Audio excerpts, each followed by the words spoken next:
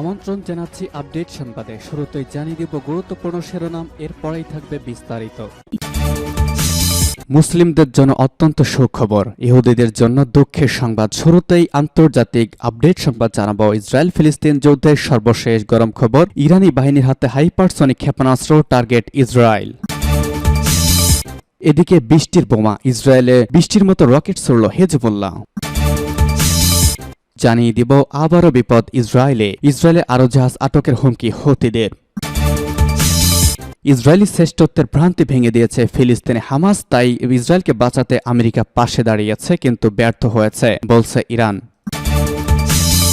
এরপর জানিয়ে দিব আবারও ফিলিস্তিনিদের পাশে রাশিয়া, যে ঘোষণা দিলেন প্রেসিডেন্ট ভ্লাদিমির পুতিন।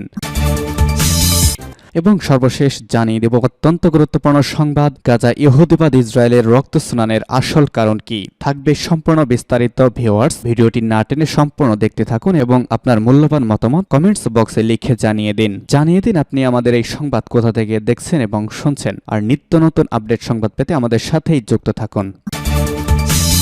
ইরানি বাহিনীর হাতে হাইপারসনিক ক্ষেপণাস্ত্র, টার্গেট ইসরায়েল। গাজায় ফিলিস্তিনি প্রতিরোধ আন্দোলন হামাসের বিরুদ্ধে ইসরায়েলি সামরিক বাহিনীর অভিযান ঘিরে উত্তেজনা ছড়িয়ে পড়েছে পশ্চিম এশিয়ায়। এই আবহে আজ নয়া হাইপারসনিক ক্ষেপণাস্ত্র, শব্দের চেয়ে বেশি গতিসম্পন্ন গতিবেগ ক্ষেপণাস্ত্র সামনে নিয়ে এসেছে ইরান। এর ফলে ইসরায়েল তেহরান সংঘাত নতুন মাত্রা পেতে পারে বলে আশঙ্কা করা হচ্ছে।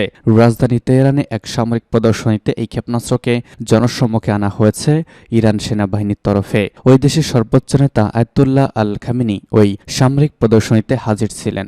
ইরান সেনাবাহিনীর বিশেষ বাহিনী রেভলিউশনারি গার্ডস এরোস্পেস ফোর্স এর হাতে এই ক্ষেপণাস্ত্র তুলে দেওয়া হয়েছে বলে সে দেশের সংবাদ মাধ্যম জানিয়েছে। ফার্সি ভাষায় ফাতাহ টুর্নামেন্ট 1400 কিলোমিটার পাল্লার ওই ক্ষেপণাস্ত্র তথা হাইপারসনিক ক্ষেপণাস্ত্র শত্রুর ক্ষেপণাস্ত্র প্রতিরোধী ব্যবস্থাকে বিকল করতে সক্ষম বলে দাবি করা হয়েছে ইরানের সরকারি সংবাদ মাধ্যমের তরফে। ফার্সি ভাষায় ফাতাহ শব্দের অর্থ জয়ী। চলতি বছরের জুন মাসে ওই ক্ষেপণাস্ত্র প্রথম পরীক্ষা করা হয়েছিল ইরানে। প্রদর্শনীতে ইরান সেনাবাহিনীর প্রথমবার প্রকাশে এনেছে শাহিদ সিরিজের ড্রোন একটি নতুন সংস্করণ এবং নয় দেই ক্ষেপণাস্ত্র প্রতিরক্ষা ব্যবস্থার একটি উন্নত সংস্করণ প্রকাশ্যে এনেছে।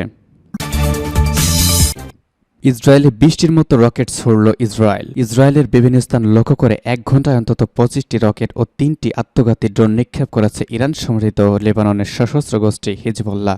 আজ সীমান্ত লাগোয়া লেবাননের দক্ষিণাঞ্চল থেকে এই হামলা চালানো হয়েছে বলে জানিয়েছে ইসরায়েলের প্রতিরক্ষা বাহিনী IDF। ইসরায়েলি সেনাবাহিনী বলেছে হিজবুল্লাহ ছোড়া কয়েকটি রকেট আয়রন ডোম আটকে দিয়েছে। এছাড়া কয়েকটি রকেট উন্মুক্ত স্থানে পড়েছে। একই সময় অন্তত 3টি বিস্ফোরক বোঝাই ড্রোন সীমান্তে ইসরায়েলের প্রতিরক্ষা বাহিনীর একটি সামরিক চৌকিতে আঘাত করেছে।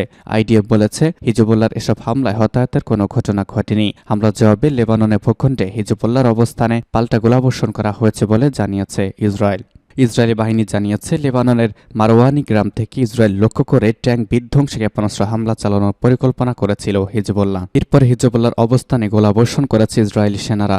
এছাড়া উত্তর ইসরায়েলে একের পর এক হামলা চালানোর সময় সোমবার লেবাননের দক্ষিণে হিজবুল্লাহর অন্যান্য এলাকাতেও যুদ্ধ বিমান, কমব্যাট হেলিকপ্টার এবং ট্যাঙ্ক থেকে হামলা করা হয়েছে।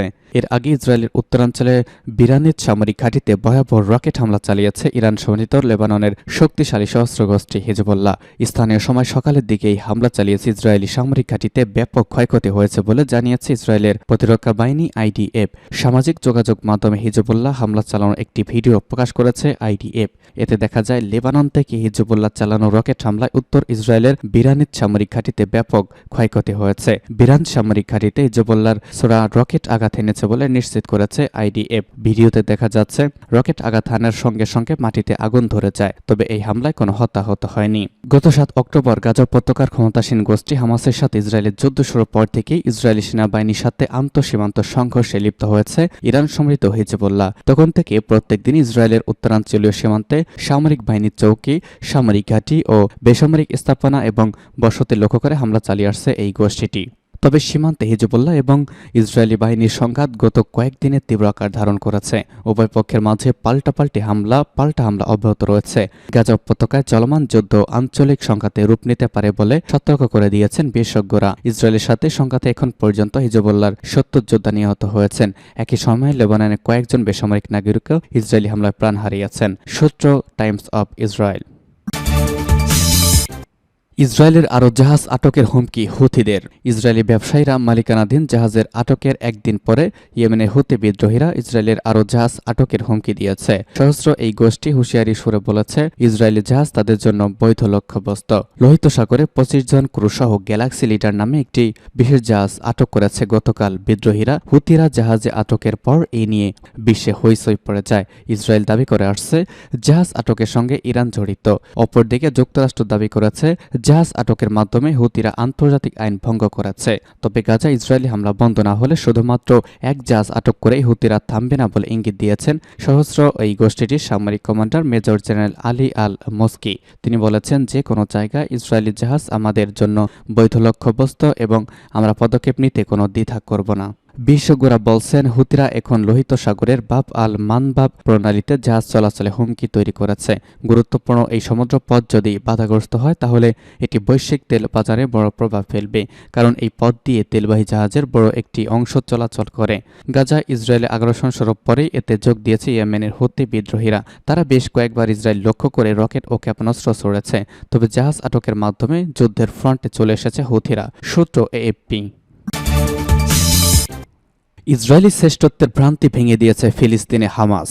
ইহুদিবাদ ইসরায়েলের সামরিক বাহিনী শ্রেষ্ঠত্বের যে ভ্রান্ত ধারণা পোষণ করত তা ভেঙে দিয়েছে ফিলিস্তিনের ইসলামী প্রতিরোধ আন্দোলন হামাসের যোদ্ধারা। প্রতিরোধ যোদ্ধাদের হাতে নাস্তানাবুদ হওয়ার পর আমেরিকা দ্রুত ইসরায়েলকে রক্ষার জন্য ছুটে এসেছে। ইরানের ইসলামী বিপ্লবী গার্ড বাহিনী বা আইআরজিসির কুদস ফোর্সের deputy commander brigadier general Mohammad Reza Fallah জাদেক একথা বলেন। তিনি বলেন, হামাস যোদ্ধারা 7 অক্টোবরে অভিযানের সময় ইহুদিবাদী ইসরায়েলের ওপর বজ্রের মতো আঘাত করেছে এবং ইস্পাতের দুর্গ, কংক্রিটের দেওয়াল এবং কয়েক স্তরের নিরাপত্তা বেষ্টনী ভেদ করে সফল হামলার মাধ্যমে ইসরায়েলকে চরমভাবে অপমানিত করেছে। জেনারেল ফাল্লাহ জাদে বলেছেন, ফিলিস্তিনের প্রতিরোধে যোদ্ধারা ইহুদিবাদী শত্রুদের অহমিকা চোরমার এবং ইসরায়েলি ব্যবস্থাপনার ক্ষেত্রে বুদ্ধিভিত্তিক গম্বুজকে ধ্বংস করে দিয়েছে। এ কারণে আমেরিকা তাড়াতাড়ি ইসরায়েলি পেছনে দাঁড়িয়েছে। জেনারেল ফাল্লাহ জাদে বলেছেন, ফিলিস্তিনি প্রতিরোধ যোদ্ধারা ইসরায়েলের গোয়েন্দা সিস্টেমকে তছনছ করে দিয়েছে, ইসরায়েলের সামরিক বাহিনীকে পরাজিত করেছে এবং তার নিরাপত্তা ব্যবস্থাকে বিপর্যস্ত করে দিয়েছে। এর বিপরীতে ইসরায়েলি বাহিনী বড় বড় আগ্রাসন চালিয়ে নারী, শিশুসহ বেসামরিক নাগরিক হত্যা ও গাজায় ধ্বংসযজ্ঞ ছাড়া আর কিছুই করতে পারেনি, সূত্র জানাচ্ছে পার্স টুডে। আবারও ফিলিস্তিনের পাশে রাশিয়া।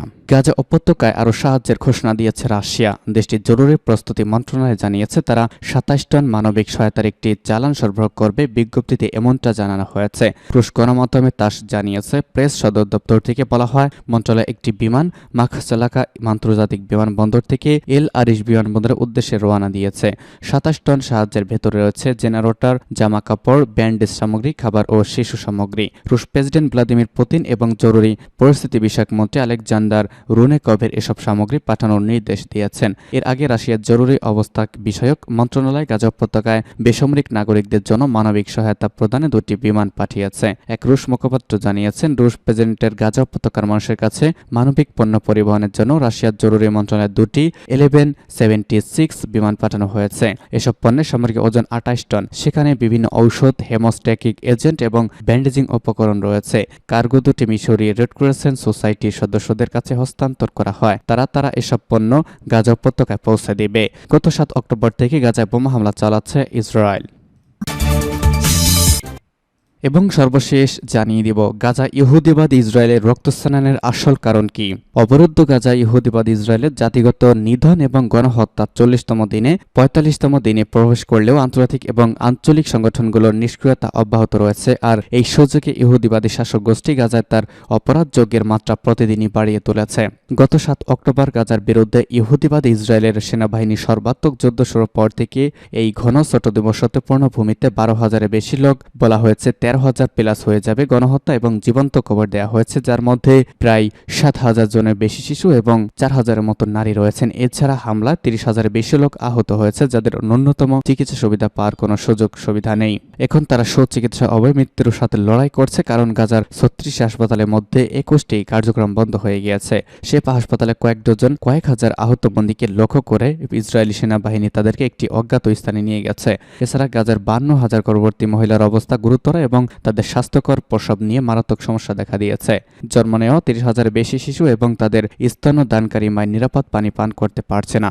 সব মিলে বিশাল ক্ষয়ক্ষতি হচ্ছে, সূত্র জানাচ্ছে পার্স টুডে।